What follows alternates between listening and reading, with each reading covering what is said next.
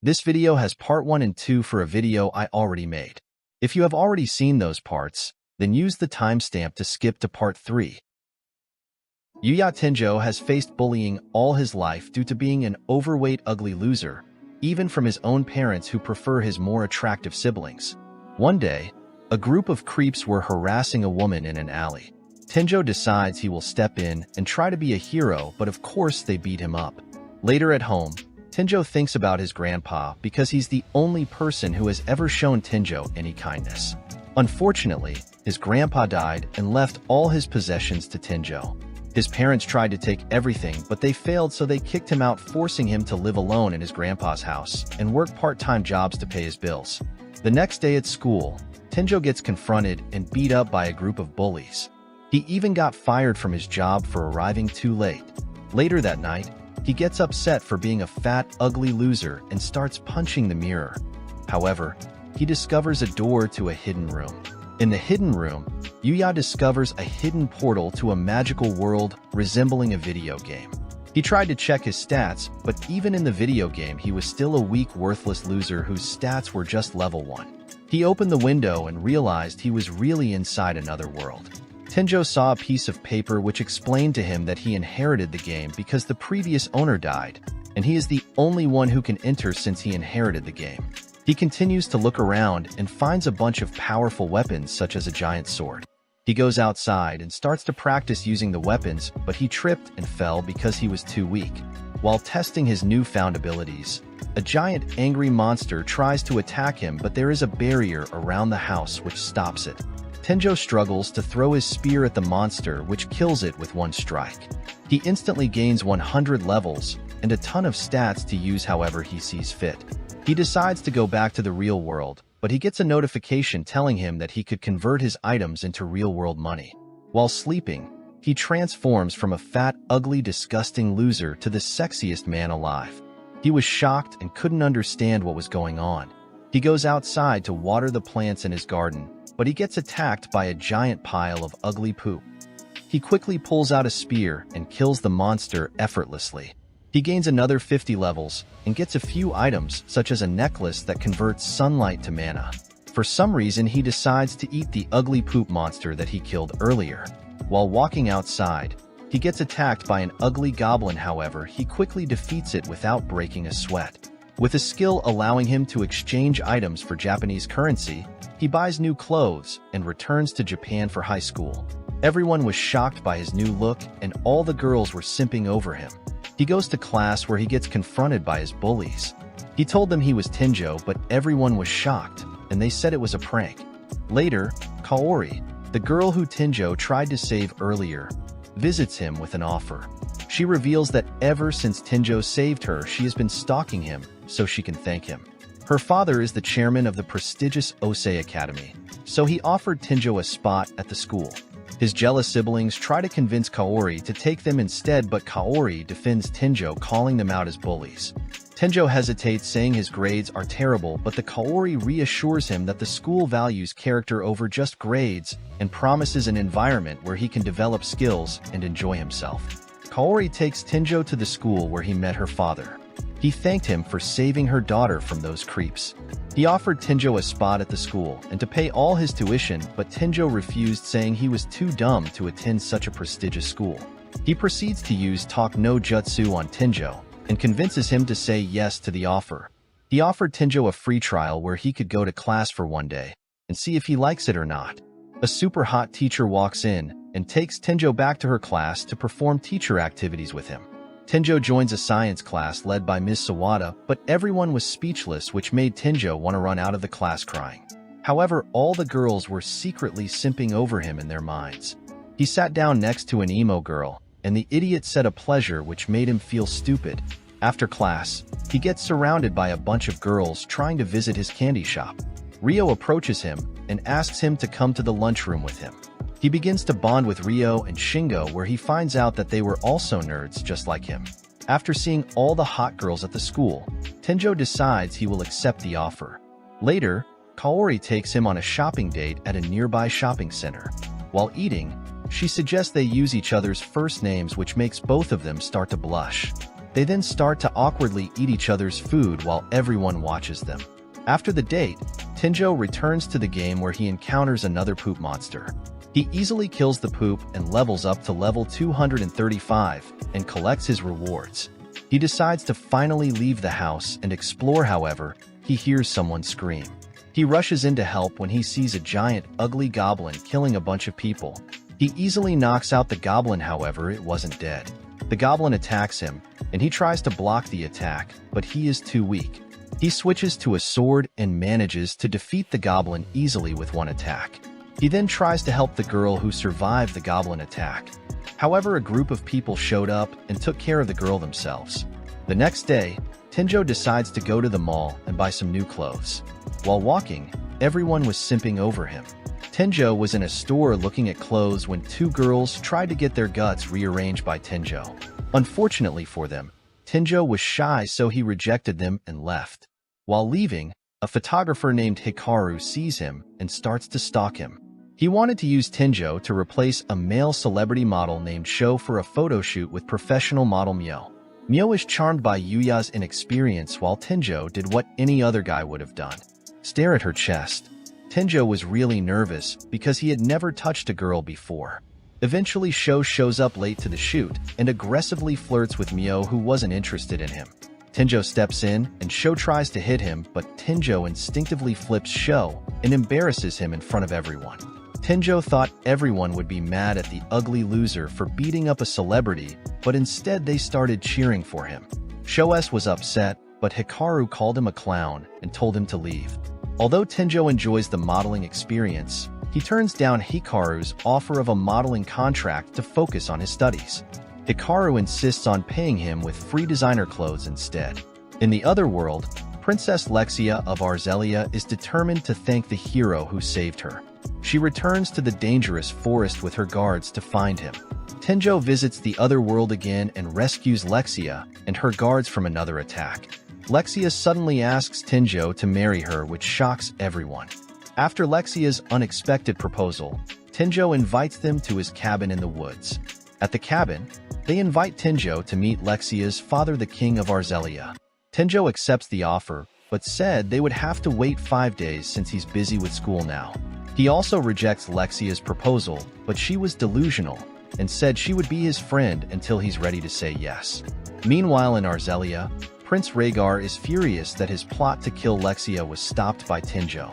On Earth, Tenjo watches everyone play football while the third addition to his harem, Kid Kazama, approaches him. One of the players tried to kick the ball after the goal, but he somehow kicked it towards Kid instead. However, Tenjo was able to stop the ball and save Kid, which surprised everyone. Kid was speechless and water started flowing down her legs. Later in class, Tenjo's brother and sister brought a gang to the school to get revenge on Tenjo. They couldn't find Tenjo, so they took Kaori instead. Tenjo wanted to help, but he started to doubt himself, which made him nervous. Eventually, he decides to man up and jumps out the window. A group of guys attacked him, but he easily defeated them effortlessly. Another guy attacks, but he dodges him and goes for Kaori. He then gets confronted by a giant fat guy, but Tenjo easily stops him with just one hand and then knocks him out. The leader attacks Tenjo with a bike, but Tenjo easily dodges all his attacks, which makes the leader lose control and drive straight into a wall. When the police arrive and arrest the gang, the leader gets upset and tries to kill Yoda and Sara for their involvement, but Tenjo steps in to protect them. He told them even though they treated him horribly, he will never abandon his family. His siblings started to feel deeply ashamed of their past mistreatment of him. The leader tries to attack Tenjo, but he stops him with just one look. During another expedition in the monster forest of the other world, Yuya sees a giant, ugly, fat pig beating up a cute little puppy. He was going to leave because the pig is too strong for him, but he couldn't ignore a cute little puppy getting beaten up. He threw his spear at the pig and was getting ready to attack, but he was shocked when he realized the pig died with just one strike. He heals the dog and decides to adopt him and name him Knight because his fur is jet black. Yuya decides to go into the forest and kill monsters so he can level up his skills. While walking through the forest, he finds a giant crystal deer. He tried to hide, but the deer could see him even though he was invisible. Knight attacks the deer, however the deer stops his attack easily. The deer charges up a Kamehameha and shoots it at Yuya, but he dodges the attack. The deer then shoots a bunch of ice and fire attacks at Yuya, but Knight manages to injure the deer then, which allows Yuya to kill the deer with his spear. Yuya gets a bunch of rewards from the deer, such as a mini pool, which will be very useful in the future when he's hanging out with a girl. He continues to go deeper into the forest where he finds a cave with a book. The book is the Journal of the Sage, the first owner of Yuya's cottage. The sage was very skilled and was asked to become a god, but chose to stay human instead. The book advises Yuya to make friends who won't be scared of him no matter how powerful he gets. In response to Yuya's desires, the book grants him the sage's magical power and teaches both Yuya and Knight everything about using magic. Yuya returns home where he continues to read the journal and learn how to use magic by creating water balls and shooting it at a tree. Eventually, Yuya was able to create teleportation magic, which allows him to teleport to any place that he has been to before. While continuing to explore the forest to sharpen his skills, Yuya finds the next addition to his harem. He sees a group of goblins trying to clap a girl in the forest.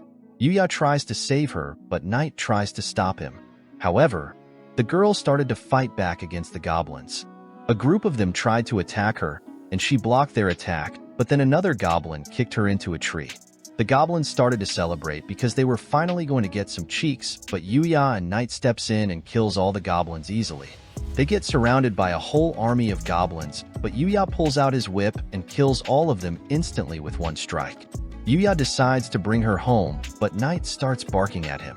The girl wakes up and Yuya gives her his juice to heal all her injuries. She told Yuya that her name is Luna and she was training when she got attacked by goblins. She told Yuya she was feeling dirty, so he gave her his pool so she can take a bath. They started talking and she asked Yuya to train with her. Yuya says yes and she gets excited and jumps out of the pool to thank Yuya, but instead of enjoying the view, the idiot looks away. She told him it's okay and Yuya can penetrate her peach with his lollipop since they are going to work together, but Yuya says it's a bad idea. I think this guy might be gay. They entered the forest and started training together and helped each other grow their skill. They trained for a few days when Yuya told her he had to leave for a while to go on a school trip.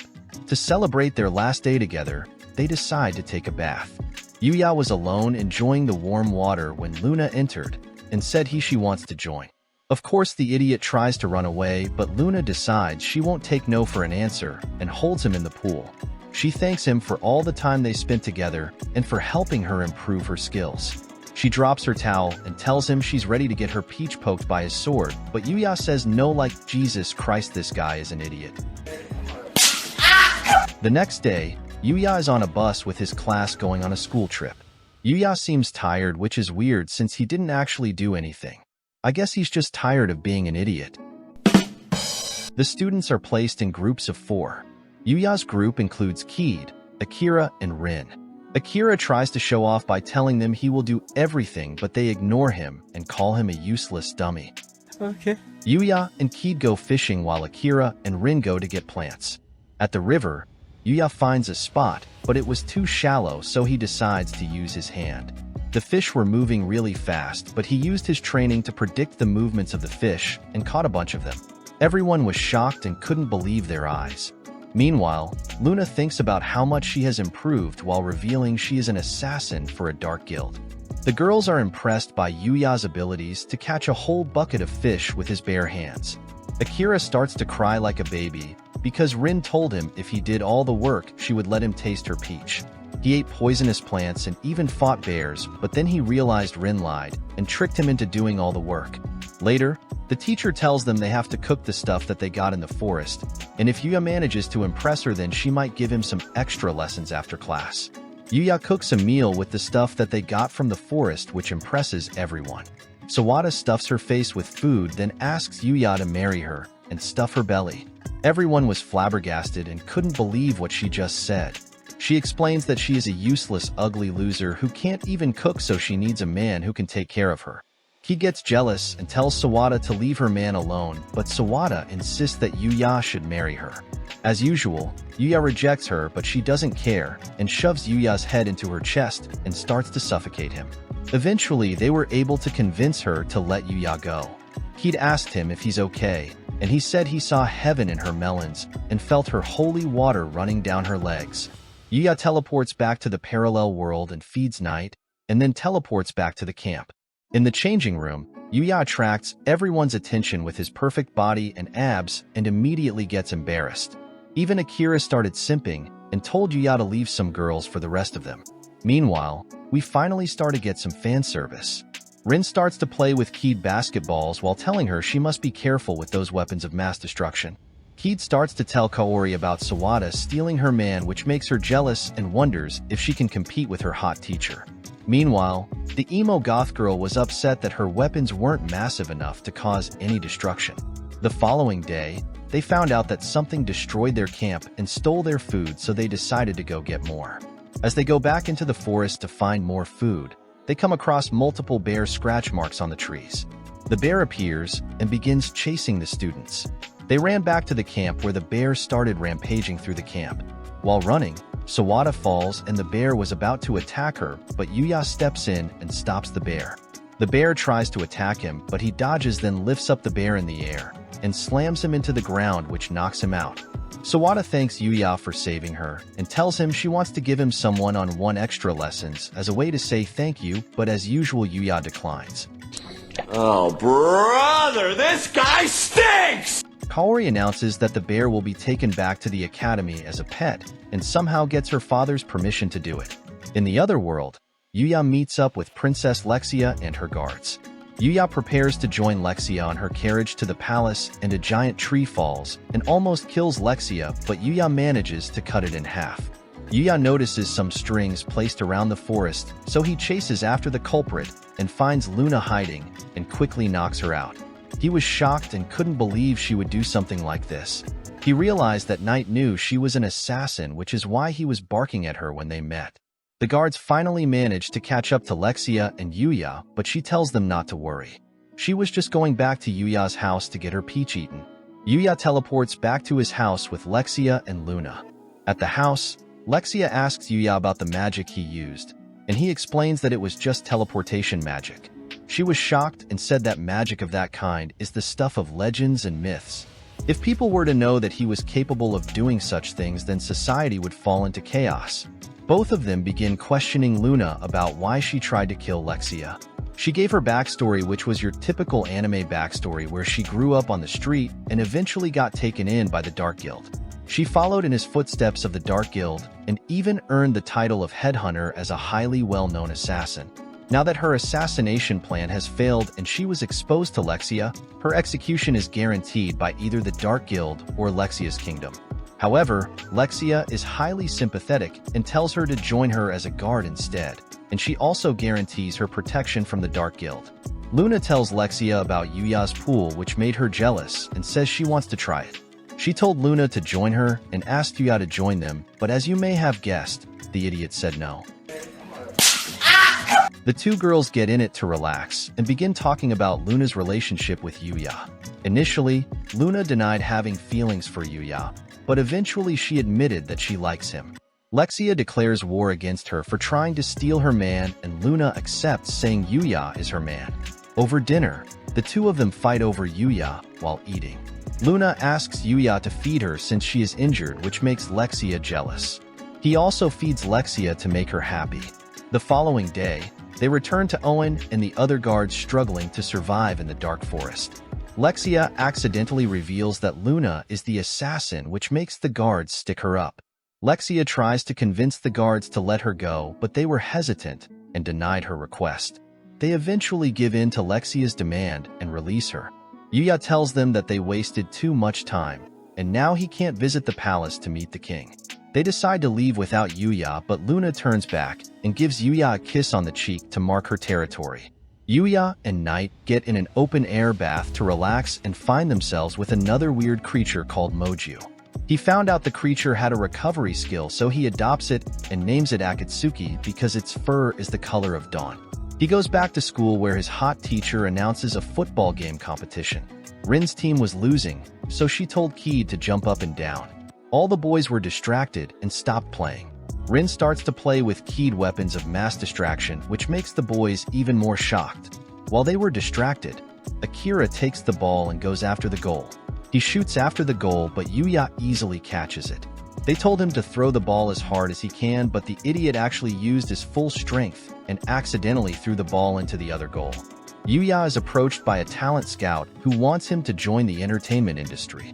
Despite the offer to meet celebrities and become famous, Yuya decides he prefers staying as a normal high school student. The scout's director is not pleased with Yuya's refusal and is very persistent, even bringing a famous model Mio to try and convince him. Yuya is impressed but still refuses the offer.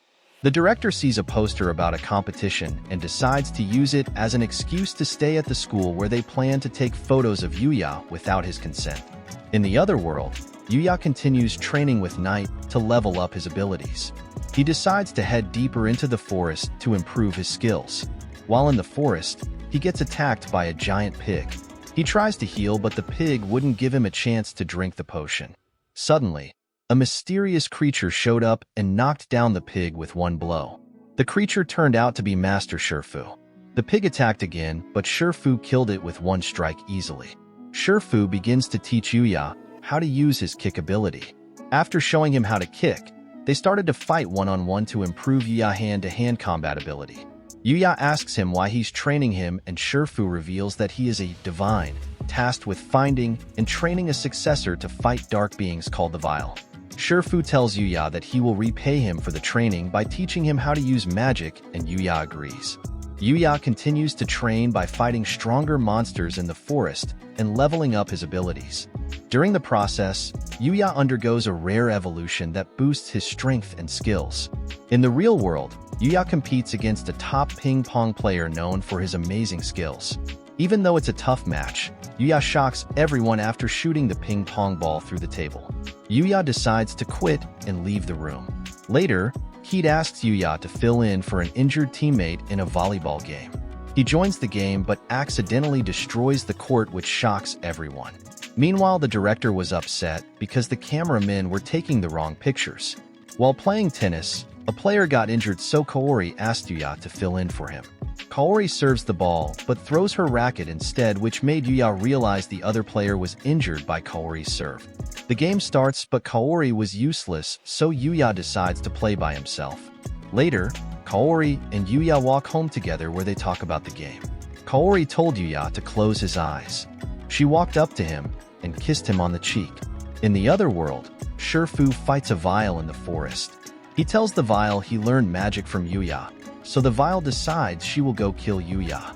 Kaori visits Yuya's house to study for a test. She gets up and goes to use the bathroom, but she accidentally discovers the secret room. Yuya told her it's a door to another world, and she actually believed him. He told her about his abilities and even showed her some of his magical spells. He invites Kaori to the other world, and she holds his hand as they enter the magical dimension. She was amazed and couldn't believe her eyes. Kaori's abilities are shown, but it's much higher than Yuya's were when he first arrived. She asks Yuya to show her the forest, but he declines because of the monsters in the forest, but he promises to show her around another time. Meanwhile, Lexia returns to the palace and the king meets with Luna. Luna confesses that she tried to kill Lexia, making the king angry. He tries to kill her, but she stops him with her strings. Lexia begs him to let her live, so the king agrees and tells her to protect Lexia. The Dark Guild learns that the assassination attempt has failed, and the masked leader hears that Luna joined Lexia. He gives one of his followers a magic orb that can nullify magic in its vicinity and tells him to sneak into the royal palace. Meanwhile, Yuya continues to explore the forest to hunt and improve his skills.